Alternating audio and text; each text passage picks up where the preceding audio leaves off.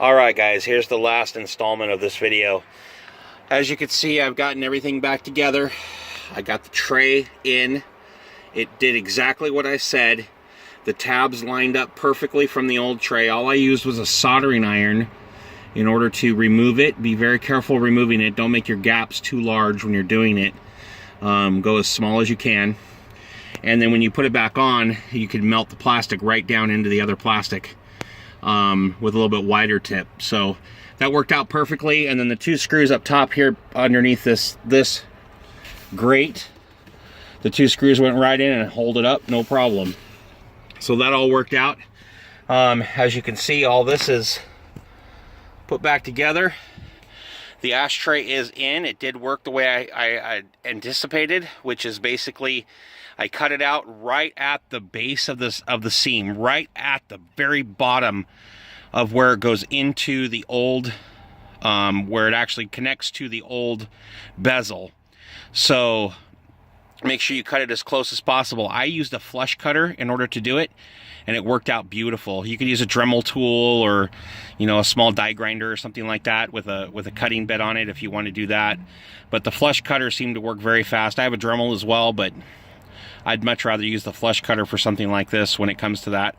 And then the one screw in the back held it right in, and then the bezel holds it on even better. So the two bottom clips actually go in, no problem. The two top screws, again, underneath the tray go in, and everything, as you see, you can see the whole thing here.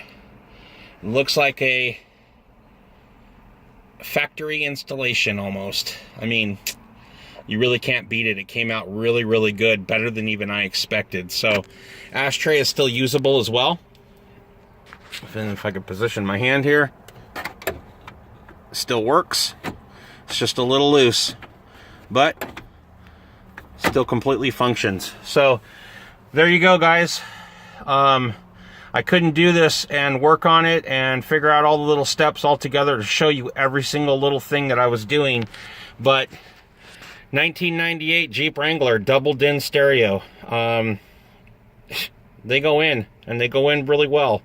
And if you buy this bezel, it'll go in even nicer. So it makes a big difference.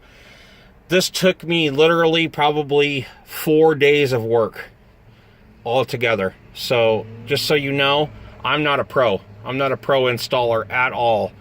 And it took me 4 days of work and some help to do this. So just so you know, it's possible. You can do it. And it looks really clean and nice when you're all done. All right, guys. Hope this helped out. If you have any questions, put them down in the comments below. I'll be happy to answer any questions. If you run into any situations or anything, just when you put a question in, expect a day or so before I get back to you. I'm not always online, so I will talk to you guys later. Hopefully you like this, and I'd really love some subscribers, so please subscribe to my channel. I'm really trying to get some people out there to help me out, spread the word, and see how this goes. Talk to you later.